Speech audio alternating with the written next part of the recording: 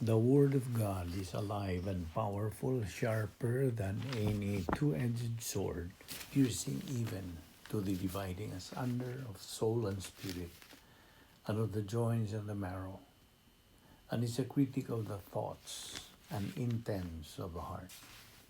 All Scripture is God-breathed and is profitable for doctrine, for reproof, for correction, for instruction in righteousness, that the man of God might be mature, thoroughly equipped unto all good works.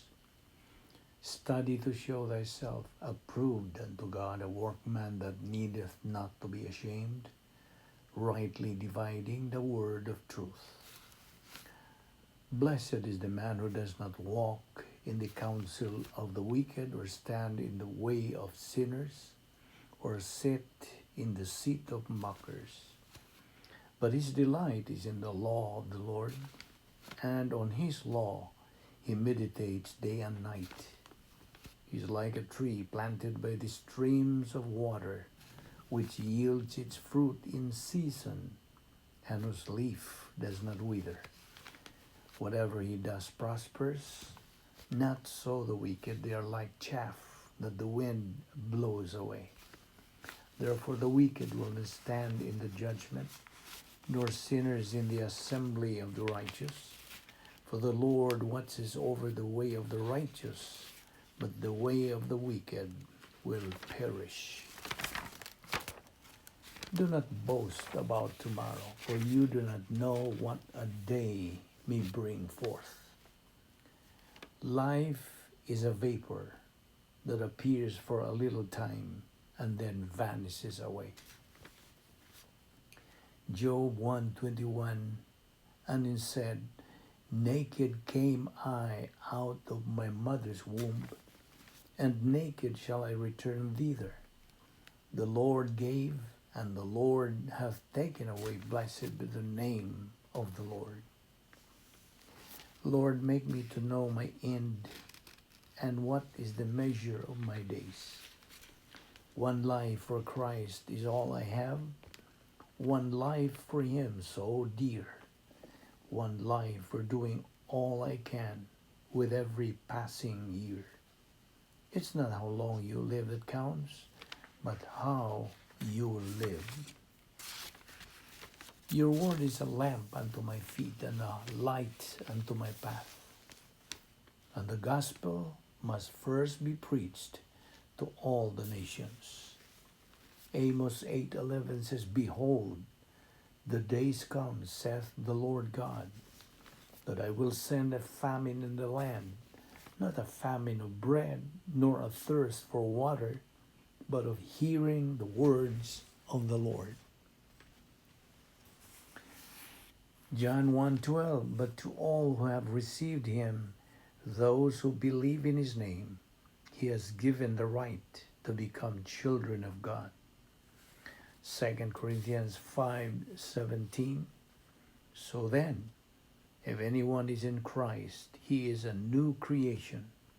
What is old has passed away. Look, what is new has come.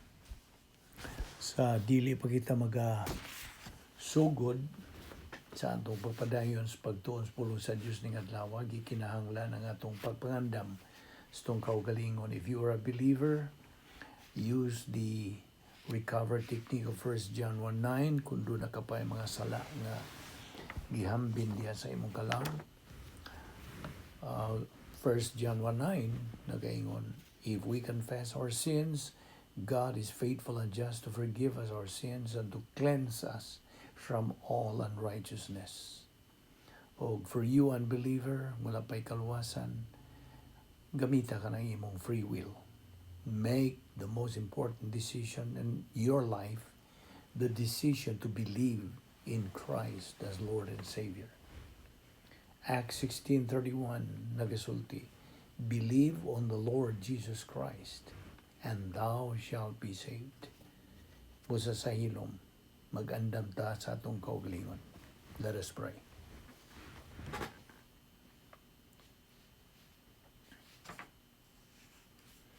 Amahan na mo nga langit no, nagapasalamat kami kanimo unas tanan sa imong pagdala kanamo na usab nining dapita aron kami makapadayon sa pagtuon sa imong pulong. Salamat sa imong grasya, imo pa kaming ipabuhi. Nagaginhawa pa kami, askil pa ang among panglawasog. Napay kalantip sa among pangunahon na kining tanan grasya. Tungod sa imong gugma, sa imong kaluoy, kining tanan kortesiya sa imong grasya. We do not deserve it. We do not work for it. We do not earn it. Usa, salamat o Diyos. Bani kami nining among pagtuon sa imong pulong through the YouTube ubo sa Vic Balbido Evangelistic Ministry. Kining tanan among gipasalamatan sa ngalan ni Ginoong Jesucristo. Amen. Well, good day everyone sa atong mga higala o atong mga kaigsuonan diha ni Kristo. Niya nasab kita sa atong pagtuon sa pulong sa Dios. Okay? This is the continuation sa atong gibiyaan nga topic, atong gisalutan. Ang topic nga atong giduputan karon mao man ang the Great Power Experiment. Doktrina kini, pagtulunan kini. Okay ba? Sa di pa kita magsugod, we should always remind ourselves that we have steps to make our Bible study worthwhile. Okay? Ang una nini, magbaton kita sa atong pagka mapausanon. Have humility. Kunya baton kita og bukas nga pangunahon, an open mind. And then we should concentrate sa mensahe, dili necessarily sa mensahero. Concentrate on the message, not on the messenger. Kunya ibilin kadtong mga human viewpoint thoughts, human viewpoint mga tawhanon, mga kalibutanon, mga daotan nga mga pangunahon na ibilin kadto sa gawas. Apil ng imong mga suliran o kung sa pang mga gumunhap nga imong iatubang karon, ibilin kadtong tanan dito sa gawas. So kung musunod kita niining maong mga lakang, ang Dios Espiritu Santo will take control of our mind. Okay? Kay antong timanan nga ang Dios is no respecter of age, person, profession, or status in life. In fact, ang iyang pulong will never go back to Him void. Okay? So, padayon kita sa atong tunanan. I hope we can finish this as soon as this few days. The Great Power Experiment. Now, sa ato nang gibiyaan, no? Okay, ato lang gihapong labason sa panumduman nga. Gikinahanglan nato sa pagtutok ni ining pulong nga experiment. Okay? Kaya kini atong tunanan giuluhan man o Great Power Experiment. Now, pulbahin na sa experiment, unsa man gyud ang pasabot sa eksperimento? Well, sa in English, ang kining define, it is an operation undertaken for the purpose of discovering something unknown or of testing a principle, a supposition, or an effect. So, makita nato nga ang eksperimento, labihan gyud pagka mahinungdanon sa atong kinabuhi. Okay? O baliko nato sa atong pagtuon pa dito sa eskwelahan, sa atong high school, college. Yeah? Kini experiment is very important in our schooling. O kini atong ibawan, gibahin kini is duha ka, it's divided into lecture and laboratory. O kini doktrina nga atong gitunan karon, the Doctrine of the Great Power Experiment, also uses experiment. Nagagamit og experiment. But in doctrine, kini ipatinaw kini ining duha ka power experiments sa hypostatic union ni Ginoong Jesucristo o ang power experiment ni ining atong panahon sa simbahan, the church age. Kay kung wala kining paghimong eksperimento, pagsuway, or making this clear, we would not be able to understand these doctrines. Katong gitunan. Again, the experiment is the tangible result of a policy nga tinuod gyud. Now, so mao ni atong ipadayon kini atong gibiyaan last time og ato nang nibawan og nasayran nga ang Dios nagasangkap kanatong mga magtotoo, iyang mga anak kitagod. Nagasangkap siya sa mga spiritual assets. Okay? O usa niining mga pagsangkap niya, of course, nag-una niini ang Biblia, ang iyang naga-contain sa iyang mga pulong. Okay? Ana-ana langkob diha ang iyang mga tuyo, mga plano, iyang panghuna-huna, viewpoints, all of these things. Now, gawas pa niya na, nagasangkap ka na to ang Diyos sa napulo ka paagi sa pagsulbad ng mga suliran, the 10 problem-solving devices. O ato naman sa ning hisgutan, o si Ginoong Jesucristo sa iyang nagamit siya niini, ha? Di ba niya? Nagagamit siya ning 10 problem-solving devices sa iyang pagkatao. Dili ang iyang pagka-Diyos. O man ba kinahanglan ang iyang pagka-Diyos, ang iyang pagkatao in his humanity. Okay? So, only 8, 8 ra gyud niining napo nga tong gipahimuslan nga napulo ka paagis pagsulbad sa mga suliran, 10 problem-solving devices, o 8 niining napo were usable by the Lord Jesus Christ during his hypostatic union. O usa niini, huwag siya magkinahanglan sa rebound kay huwag man siya sala. You see? O ang iyang pagkaokupado. Kaya mo ni, ang naguna, rebound, o ang ikanapulo niini nga occupation with the person of the Lord Jesus Christ. Kasi siya man mismo si Ginoong Jesucristo. So, niya si Hebrehanon 12:2, nag-iingon kini, looking unto Jesus, the author and finisher of our faith. O sa Leviticus 1:3, Old Testament, a burnt offering represents propitiation. Now, atol niya itong panahon sa mga Hudiyo. Okay? A sacrifice who was blemished and unclean, blasphemy ka to. Pagpasipala na naay ihalad apan mahugaw, okay? Tatsado, pasipala ka na, it was blasphemy. So, kay kinahanglan man ang usa ka halad ay sacrifice had to be unblemished o kanang limpyo, okay? Malinis kadto nagahimog kaamgid kang Ginoong Jesucristo. Siya ang sacrifice nga unblemished and clean. That's an analogy of Christ.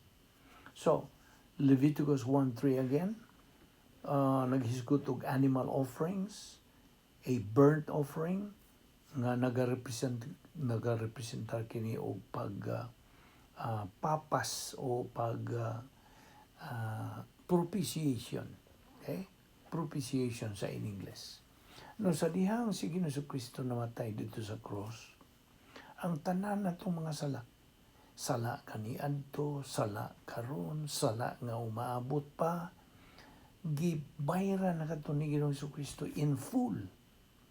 Kadtong iyang paghimo nga sin offering.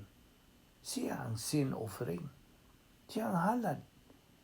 So, manguntahan ako nimo, Why do some people karong panahon na still do some kind of penance and sacrifice?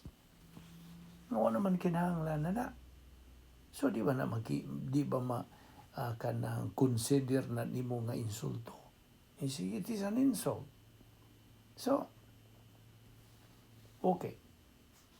Ang Salmo 22:3 nagingon usab, you are holy. Nagisgot kini sa Dios nga mahan. Kaya ang Dios na nag-iya og hingpit nga pagkamatarong. So, he had nothing to do with sin, right? Huwag siya labot sa sala.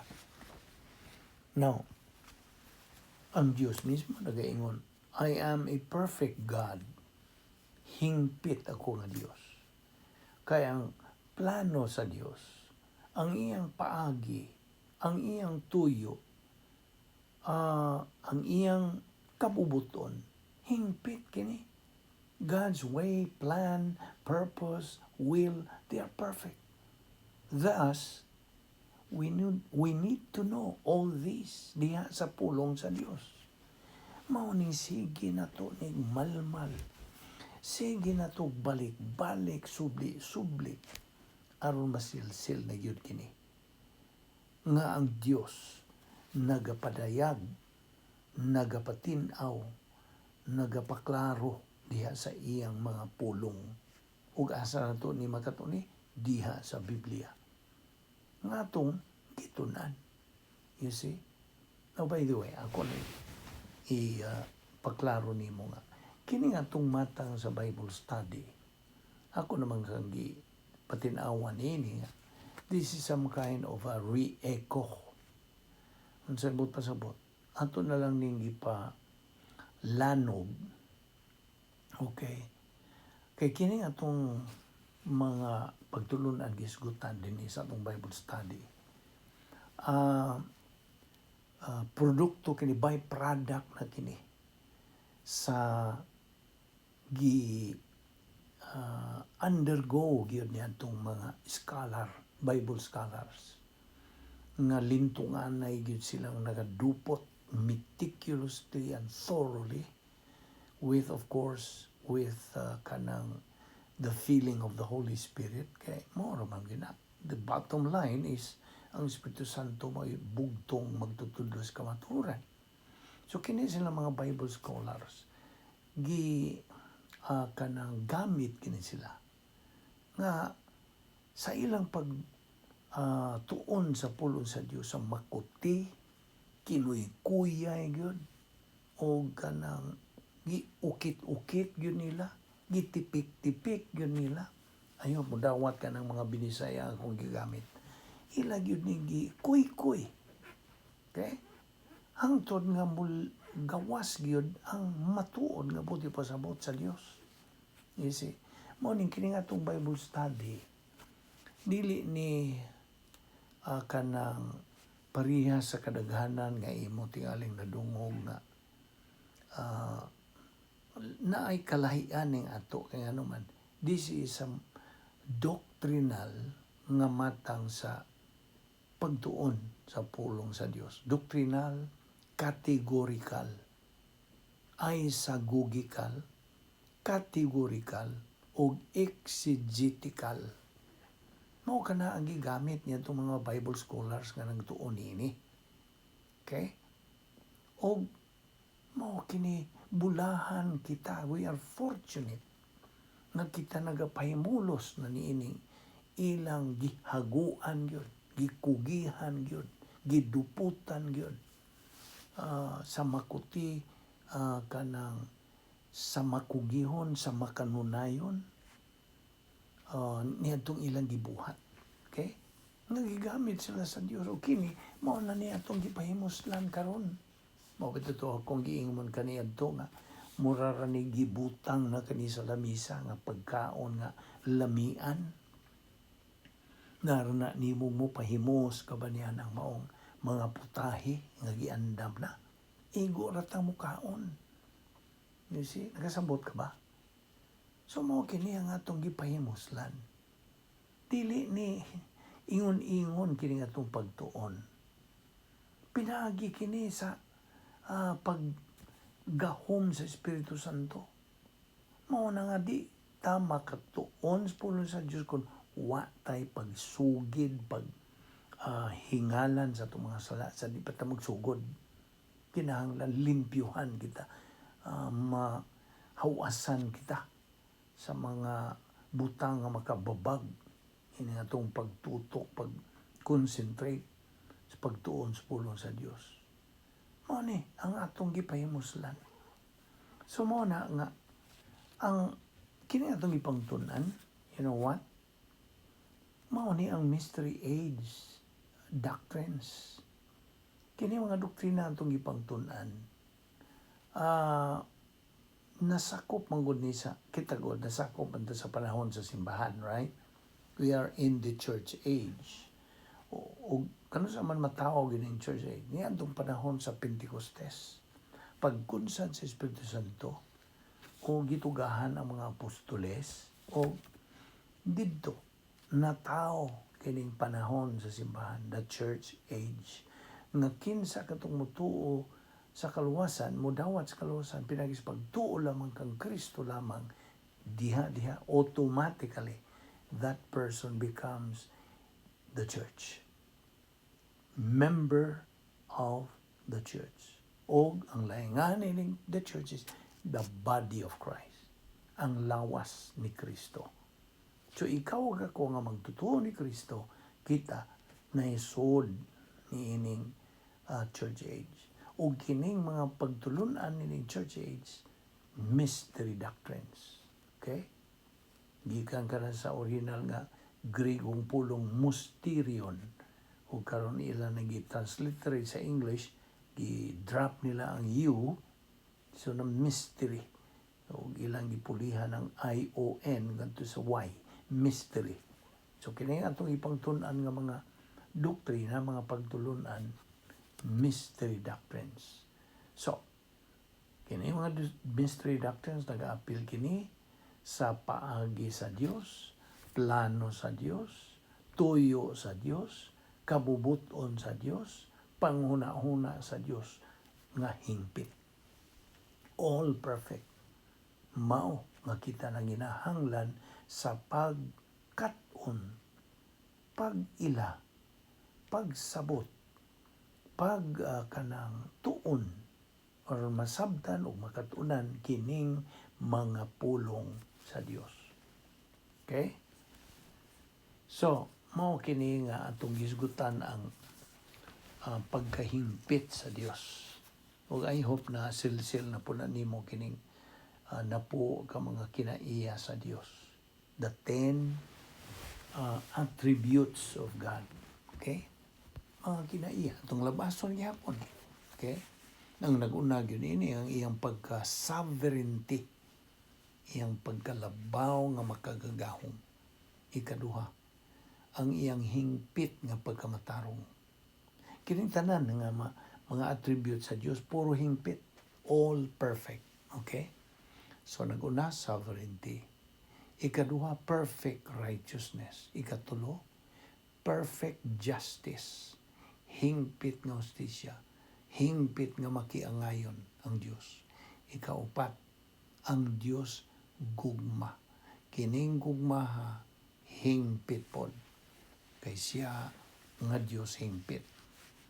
O kining iyang gugma, dili ni pares gugma natong mga tao. Ang iyang gugma, wa ni manginahanglan og object nga iyang higugmaon. Dili sama natong mga tao nga kung natin higugmaon, natin object.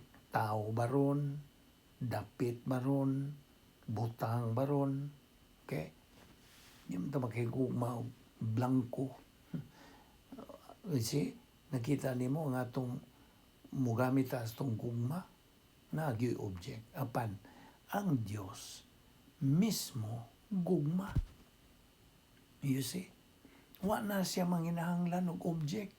Kay siya mismo mao ang gugma. Nakasabot ka?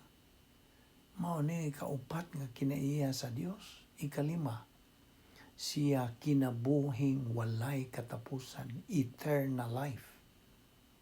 Hingpit, Ikaunom, siya labawng makagagahom sa nga tanan, huway makalupig. Okay?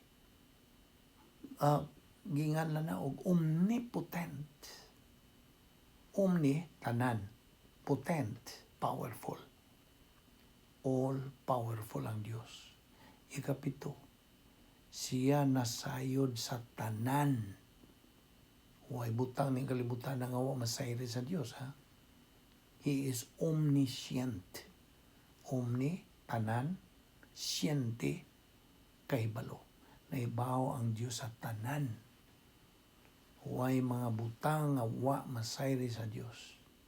Ikawalo, siya anaa sa tanang dapit. He is omnipresent. Omnipresente ang Diyos. Ana siya tanang suok, tanang luna, tanang dapit. Nining kalibutan na. Way suok, way lugar nga wa dito ang Diyos. Gawas nito sa linaw sa kalayo. Wa siya dito. So, sa tanan, tibuok universo na ang Diyos. Kasabot ka?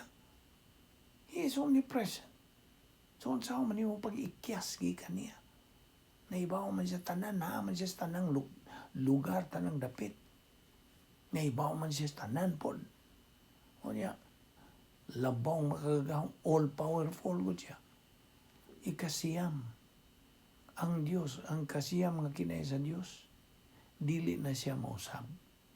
He is the same yesterday, today, and forever. Walay kausaban. Nagsulti ang Diyos sa iyang pulong. I am God. I change not. Ano ikasiyam? Ika na pulo nga kinay sa Diyos, siya unsa kamatuuran. He is the truth. Huway bakak sa Diyos. Huway mini sa Diyos. Okay? So, He is the truth. Perfect. Nagkaroon, si Ginoong Jesucristo, balik ta. Namatay dito sa krus. Gusto? Ang iyang kamatayon, duha. Namatay siya kaduha. Physical o spiritual. Sa sige niyang bat-bat o kanang pamulong siya dito samtang gabitay siya sa krus, nagaingon siya, Diyos ko, Diyos to nga nung gibiyaan mo ako. O, by the way, kining ang Aramaic ni ini, ilay lama sabaktani. No, na Aramaic. Yung i-translate na in English, my God, why hast thou forsaken me? O sa Greek, teimo, hinanti mi, igkatilipis. Mao na Greek. So niya itong panahon na, nga bat-bat o nagapamulong si Ginoong Jesucristo, kanang singgit na niya pag-ingog, tapos na. It is finished. Natapos na iyang misyon. O ang iyang espiritual nga kamatayon maoy nakaluwas na to. That was his substitutionary spiritual death. Substitutionary nga ni pagpuli. Gipulihan ta niya. Kita unta mamatay dito spiritually. Siya ang mipuli sa atong dapit. So Christ's spiritual death, usa ka to sa ginganlas in English, so judicial spiritual death. Judicial, of course, gi-impute, kining pulong nga imputation in English ni, o gikan kini sa Latin nga pulong nga imputare. Latin, imputare, ang but pasabot, to reckon, to charge. Okay? To charge. Kanang gipasanghinlan ba? Okay? Mao na nga, ang iyang kamatayon tungod sa pagpasangil ngadto kaniya. Gipasanghinlan ba si Ginoong Jesucristo? Og ang Dios nga man mo may impute mi imputare, no, mi charge didto kang Ginoong Kristo. Now, by the way, there are two categories of imputation. Duha ni kaklase. Ang una niini itawag og real imputation. Real. Kadtong atong mga kanang nahiago man ta niya itong mga sala nga original ni Adan ug ni Eva. Okay? Gi-impute. That is the real imputation. Now, ang judicial, muna ikaduha, nga matang sa imputation. Judicial, meaning imputed to somebody, okay, gi-charge ni ngadto sa usa ka tawo tungod kay kini it is just makatarunganon. Mao nang ipasangil o pasangil. Okay? Now, what is a real imputation again? All people are spiritually dead, although physically alive. Mao na real imputation. Ang salang panulundo niya danong iba, gipanunod o gi-impute nganhit sa tanang tao sa kalibutan. Okay? All people are declared spiritually dead, although physically alive. Bitaw daghan kayo ng mga tao ng kalibutan na nagsuroy-suroy, laroy-laroy, unsa lakaw-lakaw, buhi sila physical. Apan sa tubangan sa Dios, they are spiritually dead. Kasabot ka? Unsay bot pasabot sa spiritual death? I hope na sil-sil na nimo. Ang buot pasabot sa spiritual death, mao kini, paminaw. Total separation of man from God. Ang hingpit niyang kanang himulag gikan sa Dios. Hingpit. Total. Okay? Mauna ang spiritual death. Spiritual. Dili na yung spirito mamatay. Ayaw pag do not misunderstand that. Okay? Dili na both pasabot. Spiritual death means total separation from God. So, mo kadto real imputation. Kitang tanang mga katawan. Napahiran, napasanginlan, kanang nahiagom. Yan tong salang panulundo nila ni Adan ug ni Eva. So, the justice of God, ang hustisya sa Dios, imputes under the principle of antecedent. Gipasanginlan ng daan. Muna pasabot sa antecedent. So, ang hustisya sa Dios mo'y naga-charge, naga-impute under the principle of antecedent. Now, furthermore, in judicial imputation, ang pagka-omnipotente o pagka-hustisya sa Dios, His omnipotence and justice, mao'y nagapasangil sa tanan natong mga sala, tanang sala sa mga katawan, ngadto kang Ginoong Kristo. Kasabot ka to. Mao na judicial imputation. Ang pagka labong kagagahom sa Dios ug ang iyong hustisya mo'y nag-impute sa atong mga sala sa tanang mga tao ngadto kang Ginoong Kristo. Unsa may gi-impute? What is being imputed? Now, unsa may gisulti sa 2 Corintios 5:21. Abrihe imong Biblia. 2 Corinthians chapter 5 verse 21. Nagaingon kini, God the Father made the Lord Jesus Christ, who knew no sin, to be sin on our behalf. Siya nahimong sala. Bisag wa gyud siya kasayuran, way labot sa sala. You see? Now, Hebrews 4:15 po, abrihe ng Biblia. Hebrehanon 4:15, for we do not have a high priest who cannot sympathize with our weaknesses, but was in all points tempted as we are, yet without sin. Huwag yun magkasala sa Ginoong Kristo.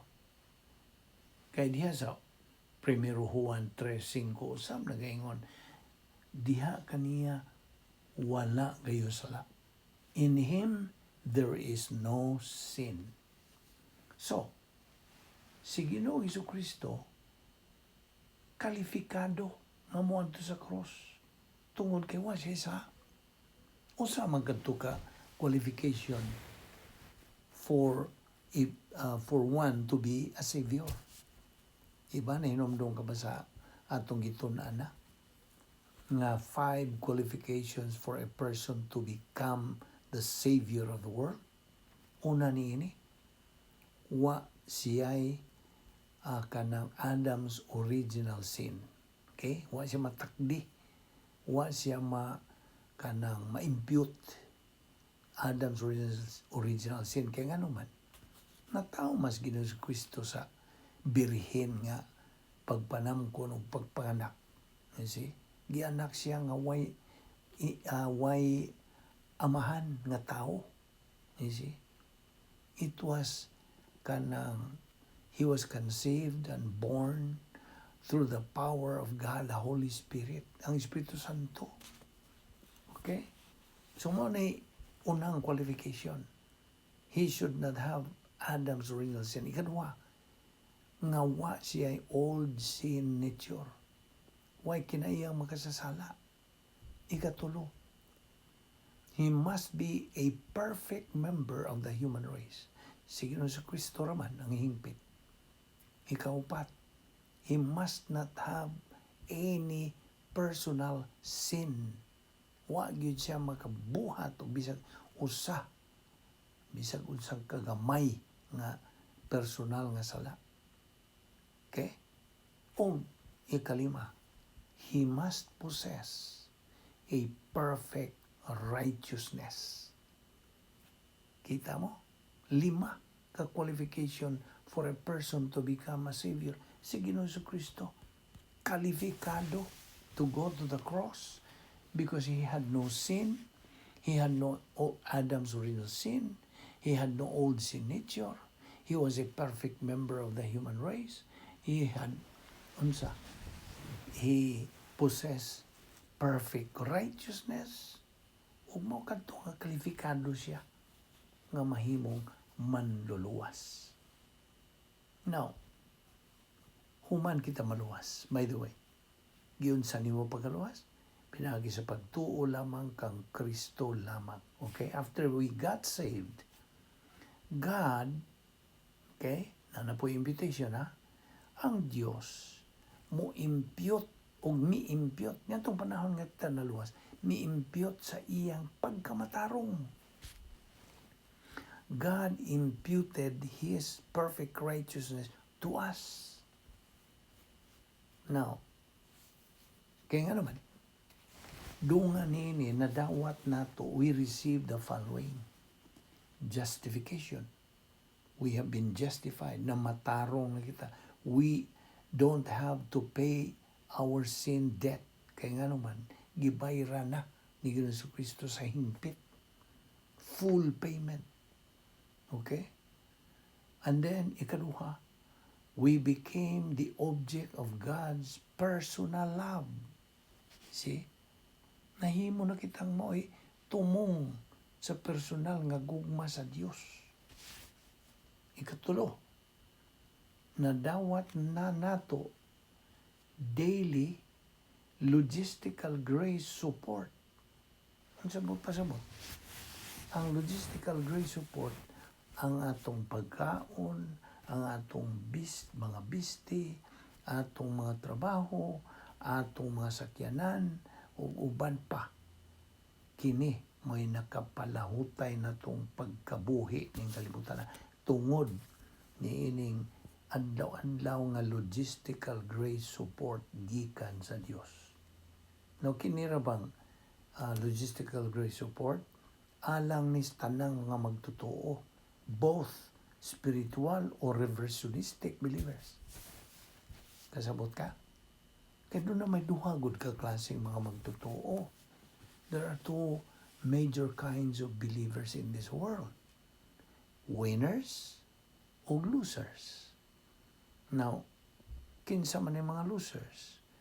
Mga negative, mga way gana, way kainit, way kanang gugma, way pagpanumbaling sa pagtuon sa pulong sa Dios. Mo ni sila mga negatibo nga mga matang sa mga magtuto, negative kanang believers who are losers. And then ug magpadayon sila niya ng ilang kahimtang nga negatibo, then mahagbong na sila sa reversionista nga mga magtotoo. They are under God's paddle, under God's discipline. Kay mga anak man sila sa Dios, kay mga magtotoo gon panuan lang pagpanumbaling, way pagtuon sa pulong sa Dios. Okay, ang ikaduhang matang sa mga magtotoo, kadtong mga winners, kadtong nagmatinumanon sa pagsunod, pagtuman sa sugo, mando sa Dios, diha sa pulong sa Dios. Kini atong ipangtun-an, mo ni ang mga kabubuton, huna-huna, tuyo, plano sa Dios. So, padayon, adlaw-adlaw pagtuon sa pulong sa Dios, kay mao ra kini ang paagi nga atong pakan-on ang atong kalag, aron mutubo kini nga atong kalag, kay dunay tulo ka level of spiritual growth: baby believer, adolescent believer, o mature believer.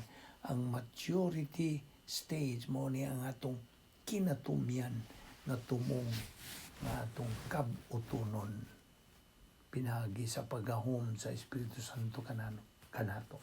So, mao ni tulo nga after we got saved, we received those things, justification, anya nahimo kitang object of God's personal love, o ikatulo, nagadawat kita sa adlaw-adlaw nga logistical grace support.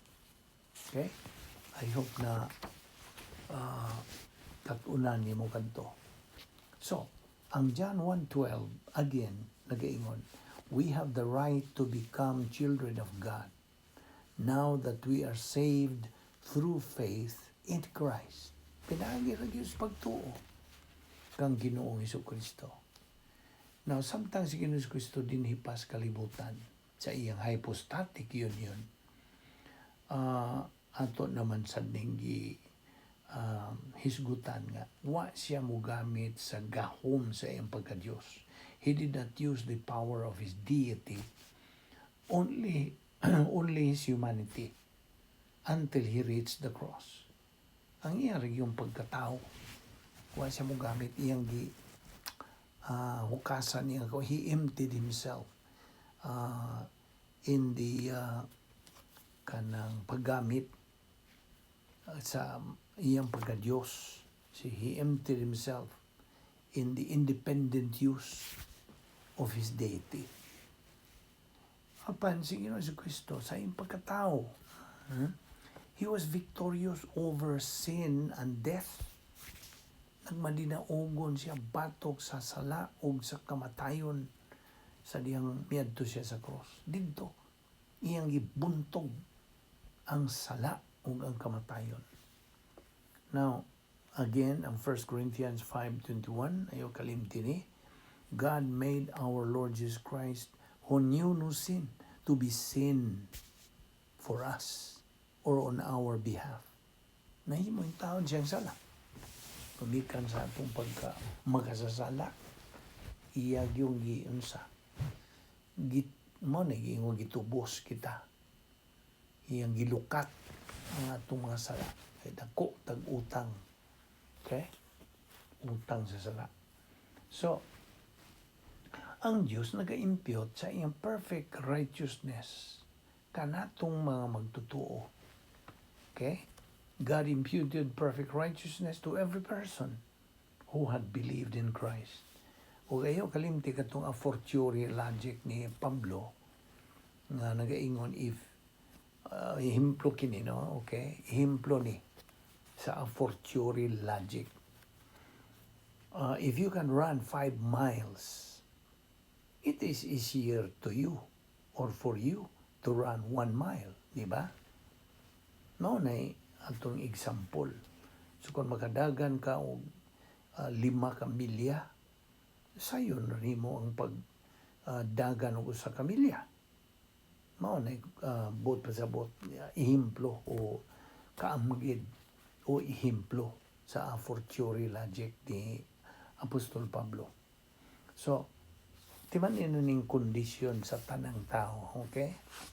Tanang sakop sa kaliwatan sa tao na hiagom o kanang mao ni ang tinuod nga kahimtang sa tanang tao sa kalibutan.